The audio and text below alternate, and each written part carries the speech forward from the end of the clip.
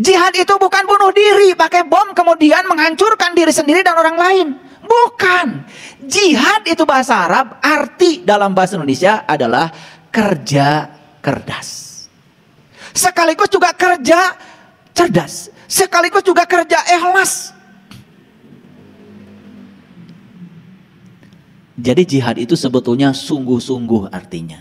Sekarang pertanyaan saya, apakah para sahabat sungguh-sungguh ingin mengubah nasib? Jawab dulu. Apakah para sahabat sungguh-sungguh ingin mengubah nasib? Ya.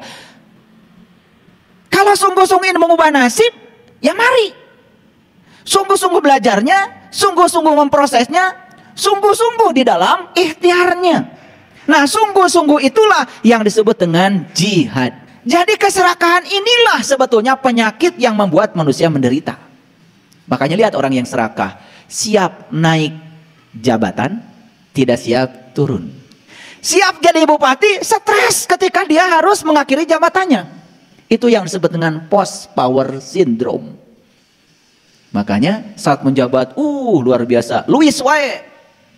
Begitu selesai menjabat, langsung hurik.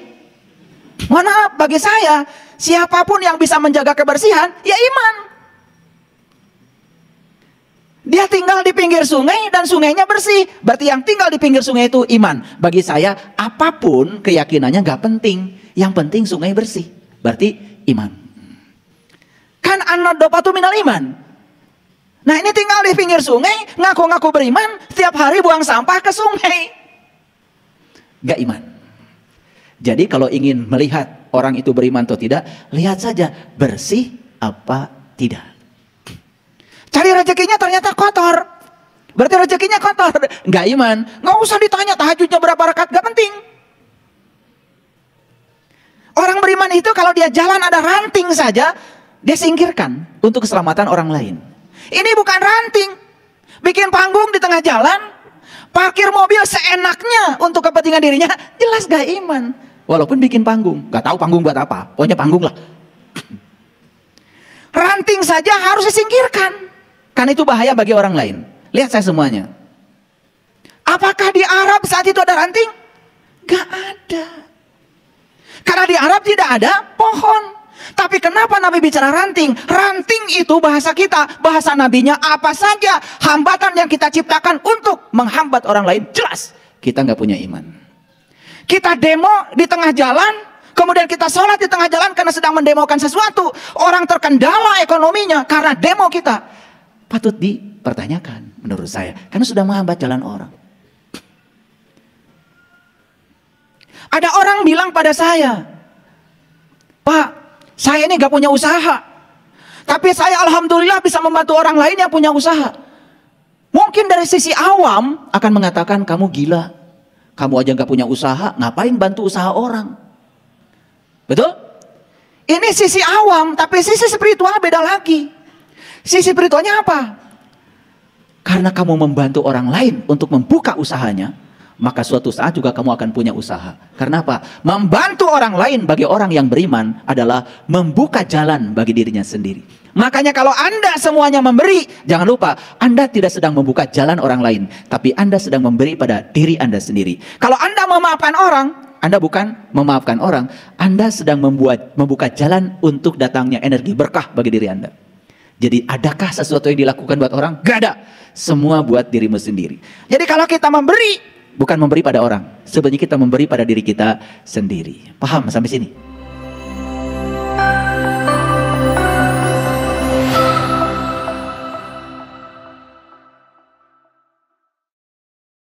Gimana kita sholat puas? Bukan sekedar menjalankan rutinitas. Berarti sholatnya harus mengikuti para rasul, para nabi. Nabi Muhammad kan mi'raj dulu, baru sholat. Berarti jumpa dulu, baru nyembah. Berarti jumpa dulu baru ingat. Makanya sepanjang sholat gak ada yang diingat kecuali dia yang sudah disaksikan. Nah kita itu ya ngaku umat Nabi, tetapi metode yang kita jalankan berbeda.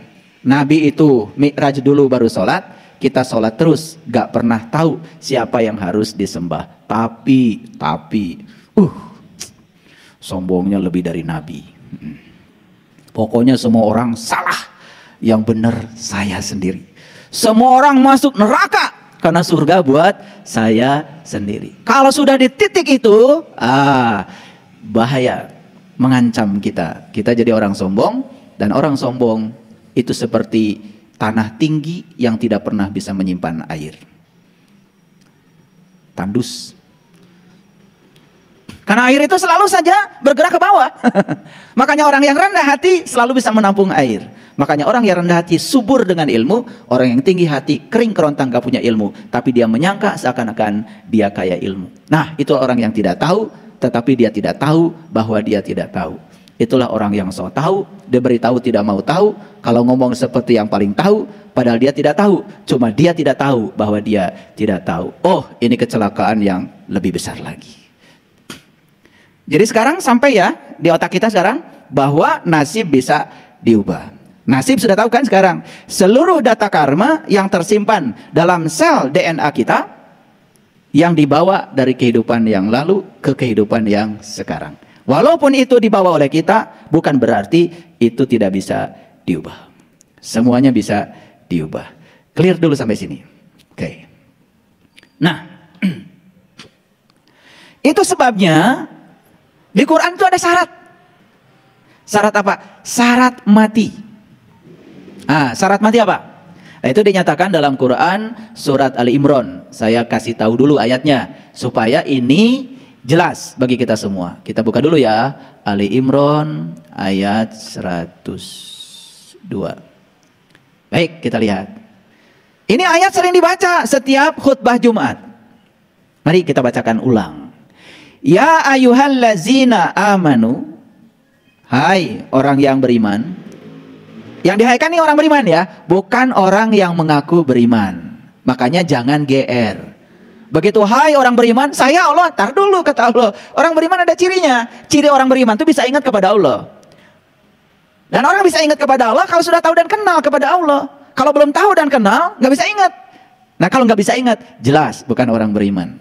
Paham ya? Paham? Nah, pelan-pelan ngajinya supaya jujur. Ya ayyuhallazina amanu, hai orang yang beriman. Ayo acungkan tangan. Merasa dihaikan enggak? Merasa dihaikan enggak? Ya, alhamdulillah kalau merasa. Syukur kalau juga kita memang betul-betul orang yang beriman. Makanya orang beriman itu ada titik awalnya. Nabi Musa baru mengatakan saya beriman tepat ketika Allah sudah bertajali di puncak kesadarannya. Falamma tajalla rabbuhu lil jabal, pada saat Tuhan bertajali di puncak kesadarannya, saat itu Musa mengatakan, qala subhanaka tubtu ilaika wa ana awalul mu'minin. Maha suci Engkau ya Allah, sungguh aku bertobat kepadamu, inilah awal aku beriman. Jadi iman itu ada titik awalnya. Setuju? Oke. Apakah selesai syarat mati itu beriman? Tidak. Jadi syarat mati itu sebenarnya bukan beragama. Syarat mati itu beriman. Bagi saya, ya silakan. Ya. Keyakinan Anda mau apapun bagi saya nggak penting. Yang penting iman. Gimana sih ukur iman yang paling gampang? Sederhana. Pernah dengar kan? Ada sungai di Swiss. Saking viralnya berita tentang itu. Dan kita melihat sungai itu sampai dipakai untuk berenang. Dan bersihnya kayak apa? Gitu? Nah, kan kita juga punya sungai. Di Bandung ada sungai, di Jakarta ada sungai, di Jambi ada sungai, di Palembang ada sungai, di Samarinda ada sungai, di mana yang gak ada sungai? Semua punya sungai. Alhamdulillah, sungai kita semuanya kotor. Bedanya kan begitu. Nah, di dalam hadis dikatakan sesungguhnya kebersihan sebagian daripada iman. Mohon maaf, bagi saya, siapapun yang bisa menjaga kebersihan, ya iman. Dia tinggal di pinggir sungai dan sungainya bersih. Berarti yang tinggal di pinggir sungai itu iman. Bagi saya, apapun keyakinannya gak penting. Yang penting sungai bersih. Berarti iman. Kan an-nadhafatu minal iman. Nah ini tinggal di pinggir sungai, ngaku-ngaku beriman, setiap hari buang sampah ke sungai. Gak iman. Jadi kalau ingin melihat orang itu beriman atau tidak, lihat saja bersih apa tidak. Cari rezekinya ternyata kotor. Berarti rezekinya kotor. Nggak iman. Nggak usah ditanya tahajudnya berapa rakaat, nggak penting. Orang beriman itu kalau dia jalan ada ranting saja, dia singkirkan untuk keselamatan orang lain. Ini bukan ranting. Bikin panggung di tengah jalan, parkir mobil seenaknya untuk kepentingan dirinya, jelas gak iman. Walaupun bikin panggung, gak tahu panggung buat apa, pokoknya panggung lah. Ranting saja harus disingkirkan, karena itu bahaya bagi orang lain. Lihat saya semuanya. Apakah di Arab saat itu ada ranting? Gak ada. Karena di Arab tidak ada pohon. Tapi kenapa Nabi bicara ranting? Ranting itu bahasa kita, bahasa nabinya apa saja hambatan yang kita ciptakan untuk menghambat orang lain. Jelas kita nggak punya iman. Kita demo di tengah jalan, kemudian kita sholat di tengah jalan karena sedang mendemokan sesuatu. Orang terkendala ekonominya karena demo kita. Patut dipertanyakan menurut saya, karena sudah menghambat jalan orang. Ada orang bilang pada saya, Pak, saya ini gak punya usaha, tapi saya alhamdulillah bisa membantu orang lain yang punya usaha. Mungkin dari sisi awam akan mengatakan, kamu gila, kamu aja gak punya usaha, ngapain bantu usaha orang? Betul? Ini sisi awam, tapi sisi spiritual beda lagi. Sisi spiritualnya apa? Karena kamu membantu orang lain untuk membuka usahanya, maka suatu saat juga kamu akan punya usaha. Karena apa? Membantu orang lain bagi orang yang beriman adalah membuka jalan bagi dirinya sendiri.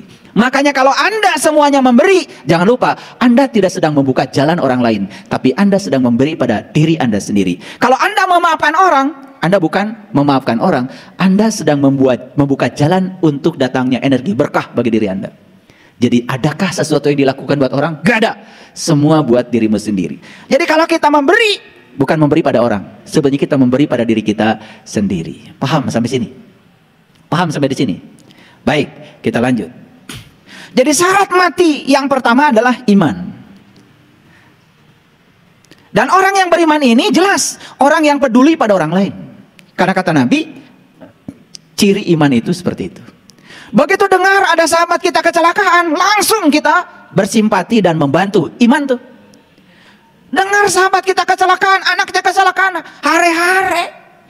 Tahu hare-hare? Bahasa Inggris itu. Anteng saja, tidak ada sedikit pun rasa simpati, boro-boro membantu, hanya mengucapkan saja. Bersimpati, gak dilakukan. Ini menurut saya sih tidak masuk kategori iman. Makanya iman itu dilihat dari cara kita memperlakukan orang lain. Kalau kita memperlakukan orang lain seperti kita ingin diperlakukan orang lain, disitulah iman. Yang kedua syarat mati itu adalah takwa.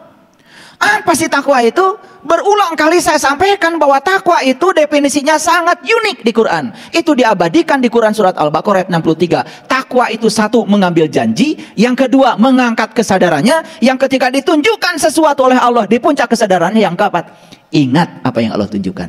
La'allakum tatakun, itulah takwa. Makanya salah satu cara untuk mencapai takwa adalah saum.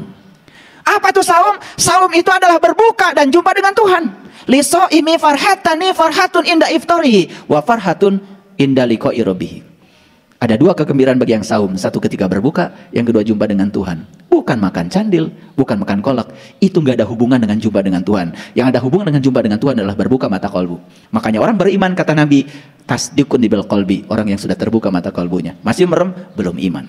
Ngaku, boleh, nggak diaku. Nah yang ketiga syarat mati kata Allah adalah la tamutunna illa wa antum muslimun. Janganlah kamu mati kecuali sudah menjadi muslim.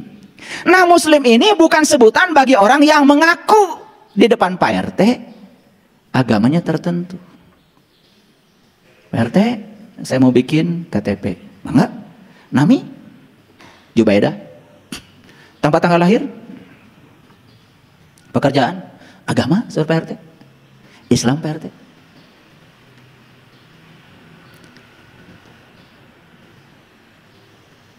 Bukankah kita ngaku beragama tertentu itu di depan Pak RT?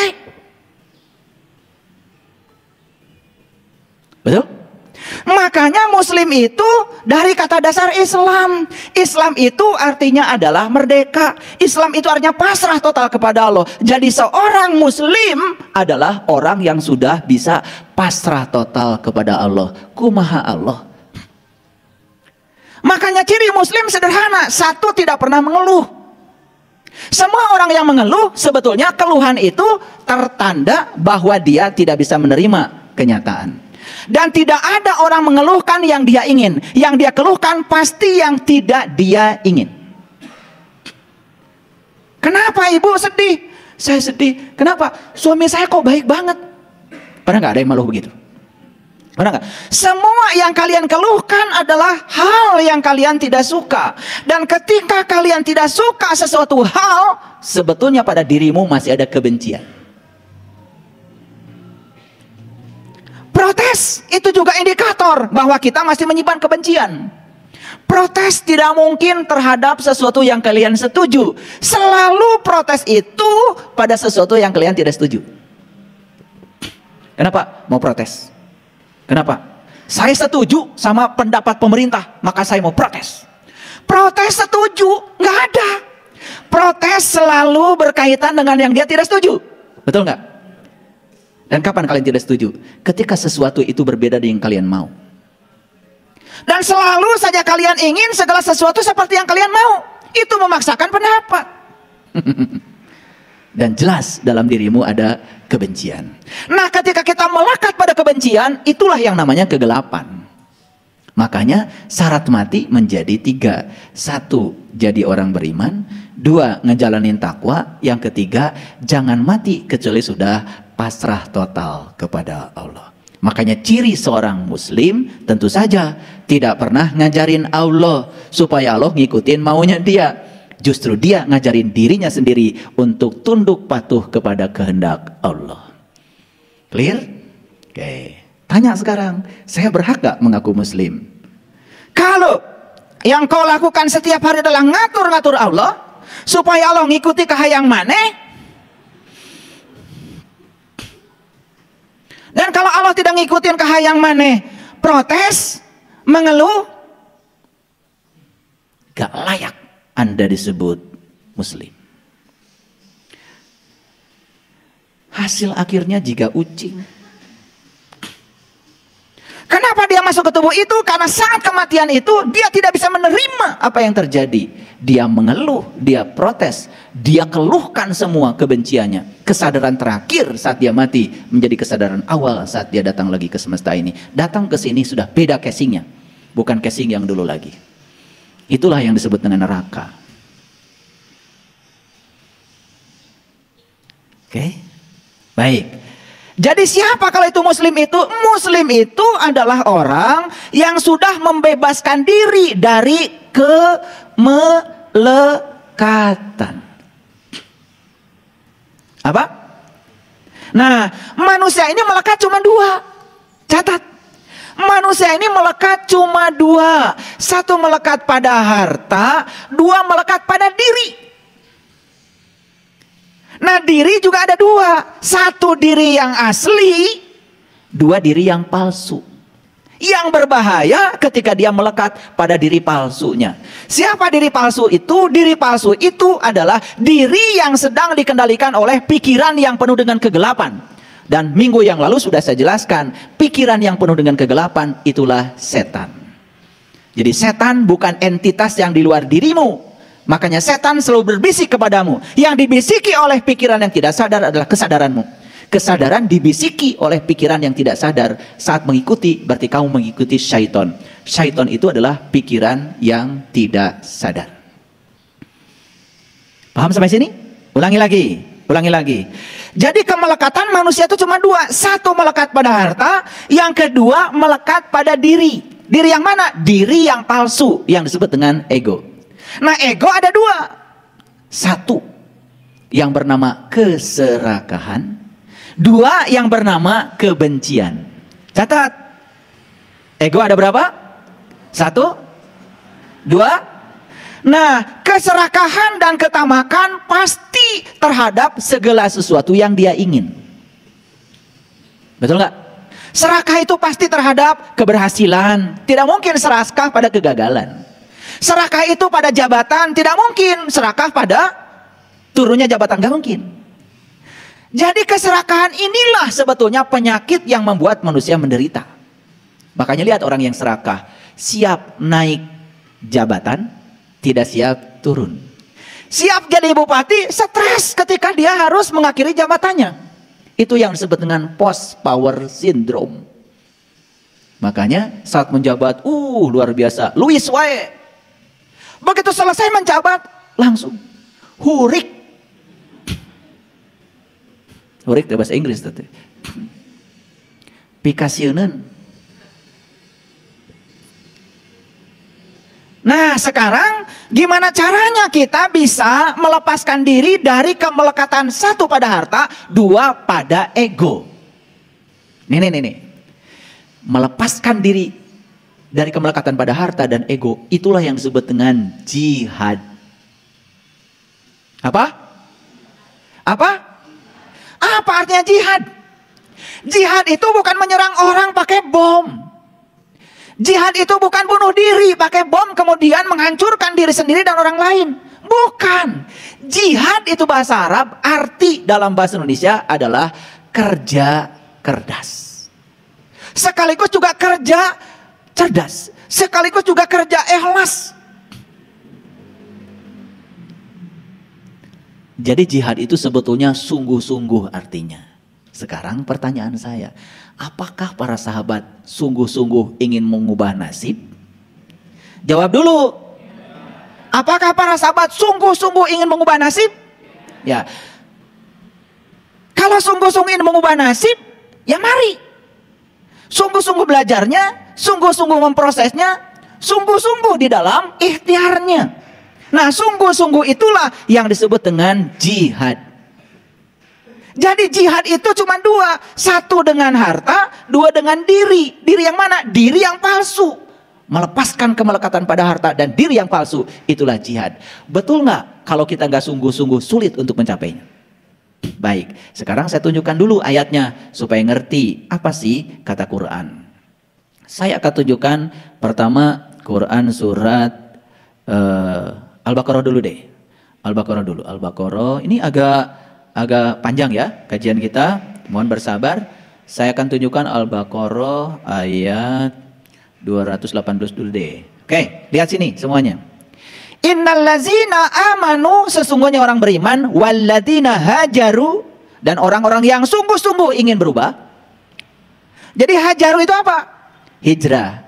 Hijrah itu intisarinya berubah. Nah kita selama ini mengartikan hijrah pindah. Betul. Pindah dari kesadaran rendah kepada kesadaran tinggi. Pindah dari kesadaran lama pada kesadaran baru. Pindah dari kehidupan yang membuat kita selalu menderita pada kehidupan yang membuat kita penuh sukacita. Tahu sekarang? Tahu sekarang? Oke. Itu hajaru, hijrah. Maka simbol hijrah itu adalah dari Mekah ke Madinah. Mekah itu kampung, Madinah itu kota. Pindah dari kebodohan kepada kecerdasan. Pindah dari tempat yang gelap gulita kepada tempat yang terang benderang. Di tempat gelap kita sering salah persepsi. Di tempat terang karena jelas kelihatan tidak mungkin salah lagi.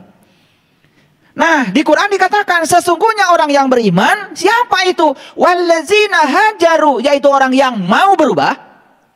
Jadi orang beriman itu kata Quran selalu dinamis dan ingin berubah. Minum dulu ya.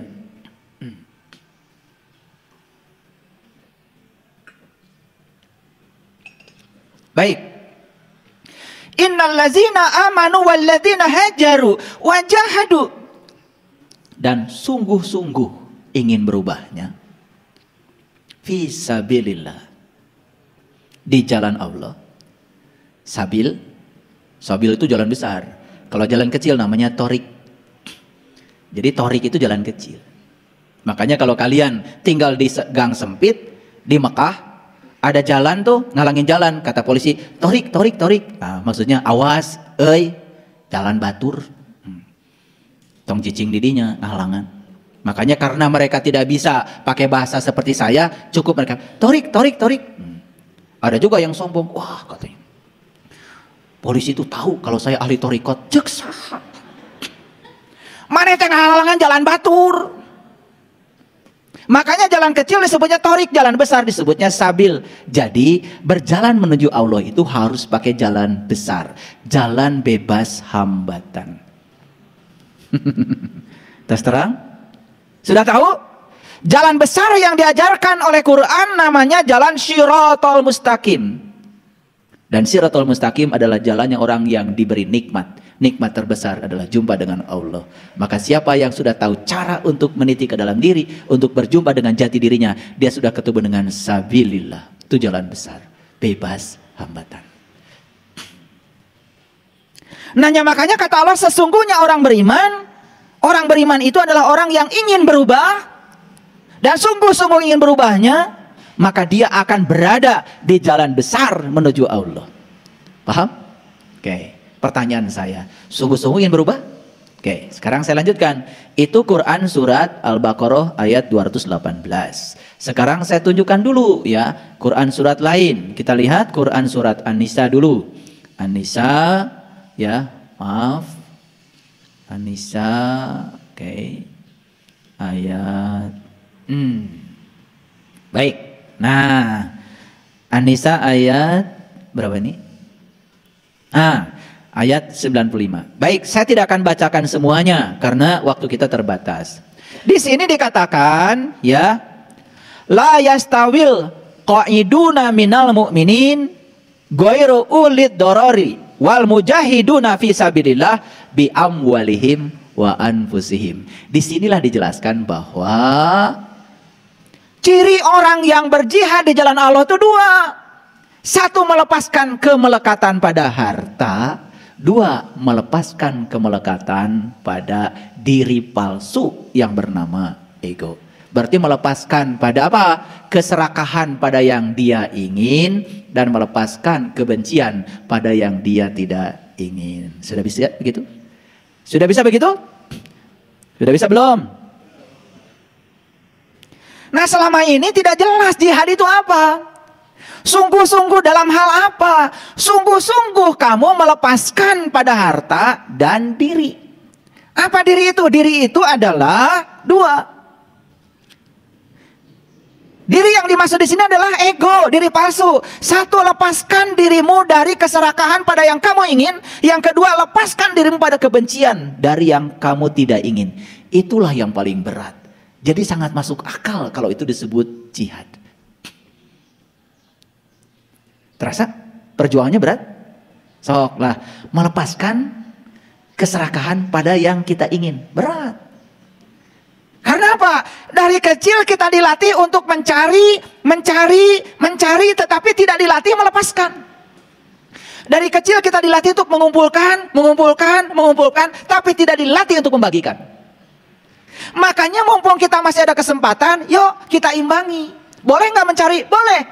Tetapi mencari, melepaskan. Mencari, melepaskan. Kalau mendapat yang kita cari, jangan untuk dirimu sendiri. Ada bagian buat orang lain. Latih dirimu untuk melepaskan. Kapan? Sekarang. Nah, kalau kita terus mengumpulkan, tidak kita lepaskan, saat mati datang, kita dalam posisi melekat luar biasa. Sakaratul mautnya itu menjadi hesek. Itulah sakitnya sakaratul maut, ditentukan oleh berapa melekat kamu kepada hartamu dan berapa melekat kamu pada egomu. Makanya ada kata-kata kullu nafsin za'iqatul maut. Setiap yang bernyawa harus merasakan rasanya mati. Tahu nggak rasanya mati? Orang mati itu teboga kahayang. Itu yang disebut dengan sakinah. Sukun itu mati. Sakinah dari kata dasar sukun. Makanya kalau orang ini saat hidup sudah bisa seperti orang mati. Tidak berkeluh kesah. Tidak tersinggungan. Tidak baperan. Tidak gampang marah. Sudah selesai dengan dirinya sendiri, itu namanya sakinah. Siapa yang sudah sakinah berikutnya akan mudah mawadah. Apa artinya mawadah? Mawadah itu bahagia. Ternyata syarat bahagia itu sakinah. Makanya kalau sudah bahagia berikutnya warohmah. Dia akan menjadi sumber cinta kasih sekaligus sumber belas kasih. Karena tidak mungkin kita membahagiakan orang lain kalau kita belum mencapai kebahagiaan. Syarat mencapai kebahagiaan adalah sakinah. Ari ente masih kene tersinggungan, dikit-dikit protes, tidak suka marah-marah. Nih saya kasih tahu, ada istri saya di sini saksinya. Saya kalau masuk WC dan WC kotor bekas orang, saya nggak pernah marah. Ya kumaha ya jelema teh harus ke WC. Kalau terkini enggak, saya sikat. Karena kalau marah-marah tidak membuat WC jadi bersih.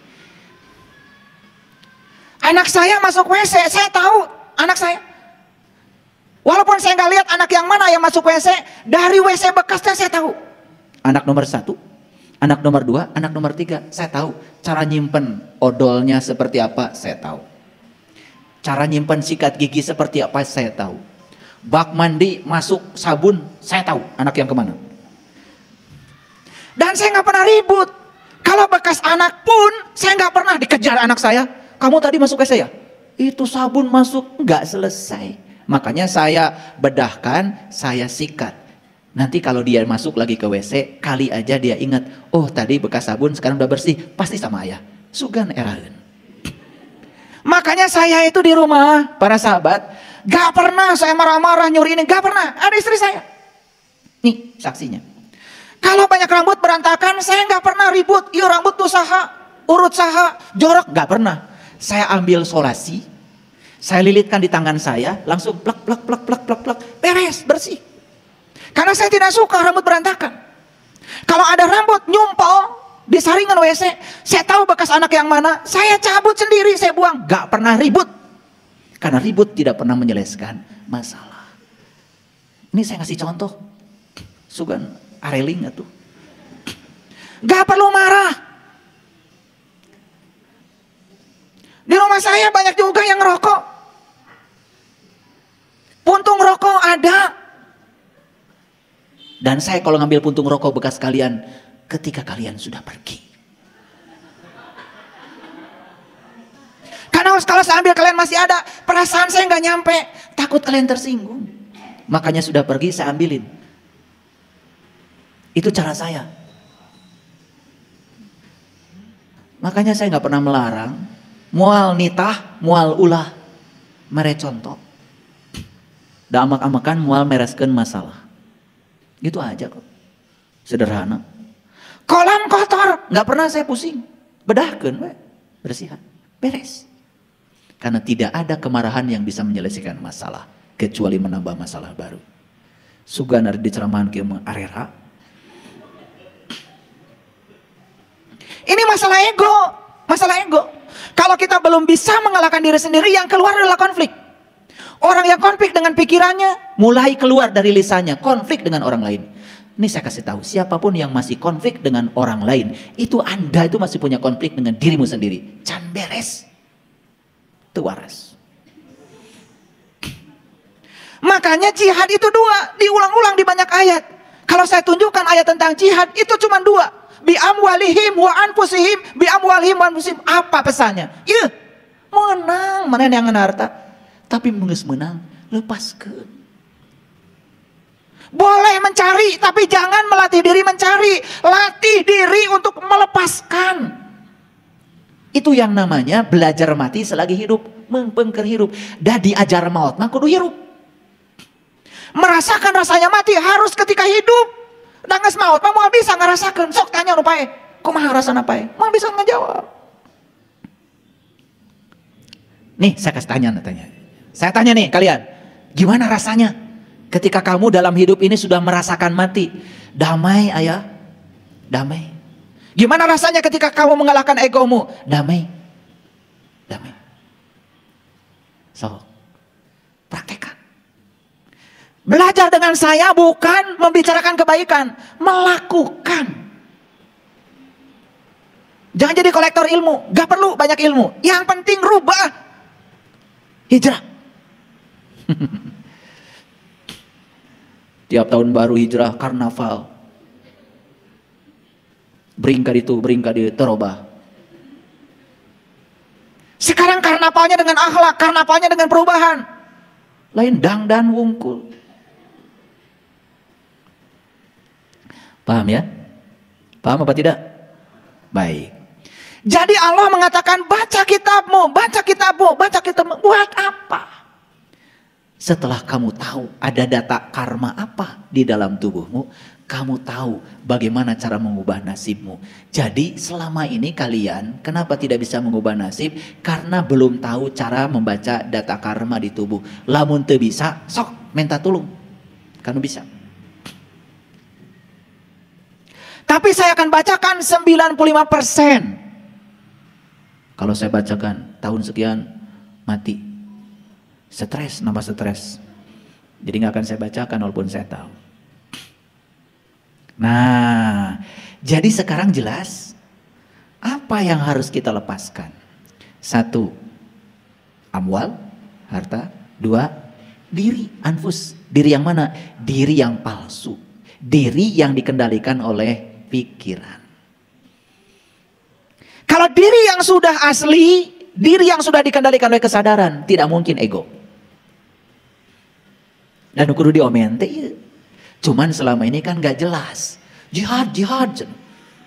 Kunaon? Harta jeung diri teu naon maot oge. Allah mah tidak nyuruh kita mati. Allah itu menyuruh kita belajar mati dalam hidup. Gitu. Sing bisa ngajangka bageto. Mati sakjroning urip, belajar mati selagi hidup. Apa hasilnya kalau sudah sakinah? Mawadah. Kalau sudah mawadah, warahmah. Nah kita ini kalau ngomong sakinah, mawadah, warahmah, lamun anu kawin.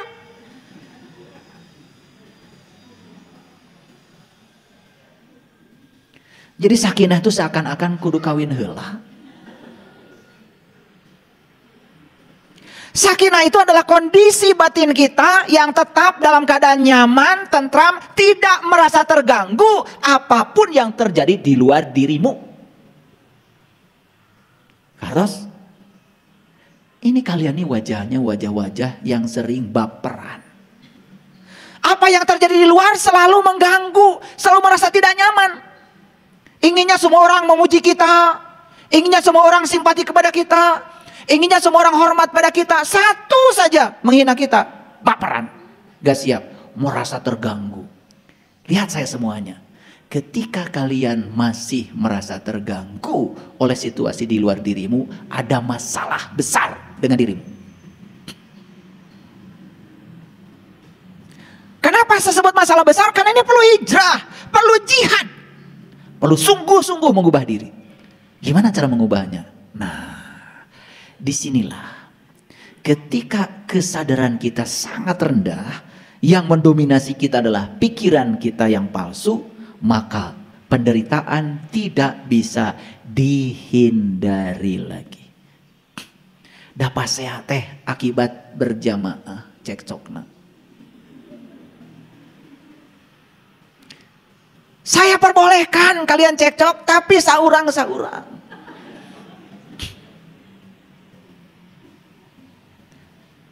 Ya, kalau mau cekcok, sepakati dulu. Gantian ya. Mau ribut. Dan ributnya lamun sarwana. Apalagi kalau yang cekcoknya sorangan. Mau halih lagi, capek. Da jelema nu amak-amakan, mun diantapkeun udah capek. Eureun we sareng. Nambah amak teh lamun diseuneun. Tah urang teh sok mere seuneu. Padahal sudah belajar dalam hidup, seuneu mah ngan bisa paehna ku cai. Nu hiji seuneu, nu hiji kudu dijadi cai. Iya nu hiji seuneu, nu hiji seuneu deui. Jadi bisa dibaca para sahabat. Saya bisa tunjukkan dari ujung sana sampai ujung sini, kalian itu dominannya apa sebetulnya? Air, api, udara, tanah. Bisa ayeuna ge kabaca. Ngan kudu mayar. Tong hayang gratis wae atuh. Jadi unsur dominannya kita tuh apa? Ada yang unsur dominannya api, saya tahu.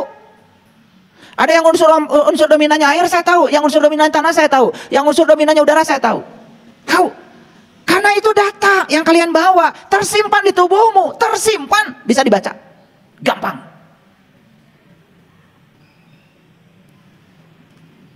Gitu.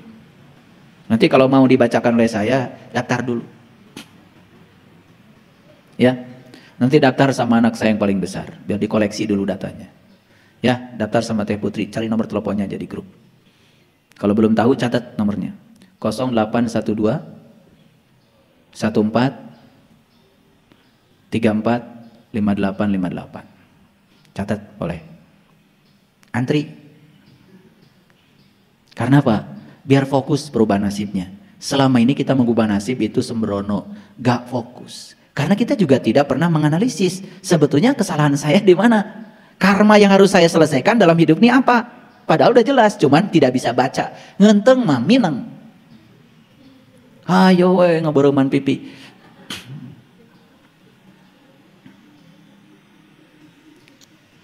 Hartos. Jadi sekarang ngerti jihad itu? Ayo ulangi lagi. Jihad itu artinya sungguh-sungguh melepaskan kemelekatan pada harta. Latihannya adalah mencari, memberi. Mencari, memberi. Mengumpulkan, melepaskan. Kade ulang ngumpulkan wungkul. Nah, melepaskan kemelekatan pada diri yang palsu. Dua latihannya. Satu, jangan serakah pada yang kita ingin. Dua, tongewa pada sesuatu yang kita tidak ingin. Udah dicatat? Kade. Ulah barho. Bubar. Poho. Ai tadi teh ngaos asina naon? Keula naon?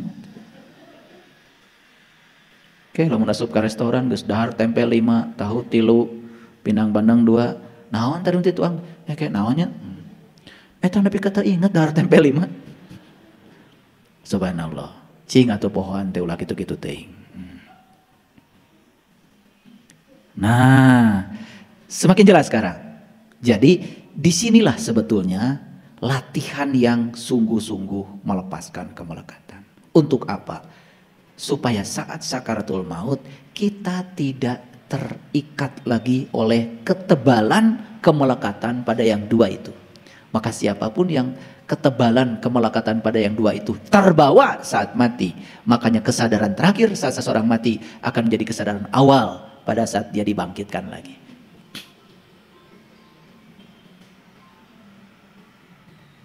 Itu.